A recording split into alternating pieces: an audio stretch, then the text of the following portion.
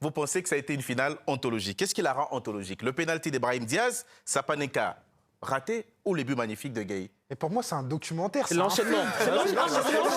C'est des séries. Il y a des épisodes. une dramaturgie, il y a des personnages principaux, il y a des personnages qu'on n'attendait pas nécessairement. Je fais référence à Mamadou Sarr, je peux faire entre guillemets référence à Pape Gueye qui est le buteur final. C'est un tout. C'est une finale qui, pour moi, a été humaine. Elle a comporté tout ce qu'il y a d'humain, à savoir des joueurs qui se mettent sur leurs plus beaux habits et des joueurs, des entraîneurs aussi, qui n'ont pas été forcément dans le bon exemple. Et ça, tout ça, il faut à un moment donné savoir raison garder. Et c'est pour ça que moi, je n'enlève pas, je dissocie pas, c'est un tout. Et les suites à cette affaire, parce qu'on s'attend forcément à des sanctions, est-ce que ça va contribuer à alimenter ce côté anthologique de la finale 2026 ?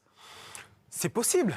Alors, comme je disais à Mansour tantôt, de toute façon, à partir du moment où il y a eu entorse au règlement, c'est logique qu'il y ait des sanctions. Ça, c'est tout à fait normal. Il faut en prendre les responsabilités. Et je pense qu'il y aura des sanctions. Il faudra les assumer comme un homme, comme l'aurait dit Sadio Mané. Mais on ne peut pas s'arrêter qu'à ça. Dans tous les matchs, quand on prend un carton rouge, on a 3 matchs de suspension. Ça ne veut pas dire qu'on n'a pas fait un grand match. Donc aujourd'hui, c'est normal qu'il y ait des sanctions parce qu'il y a eu beaucoup de débordements. Mais il ne faut pas que ce soit que dans un sens. Ouais. Parce qu'en réalité, si on devait suspendre le côté marocain, je peux vous dire qu'il y a interdiction de stade pendant pas mal de temps par rapport à tous les débordements qu'il y a eu. Je suis d'accord avec toi. Et oui. Donc aujourd'hui, on parlera des sanctions.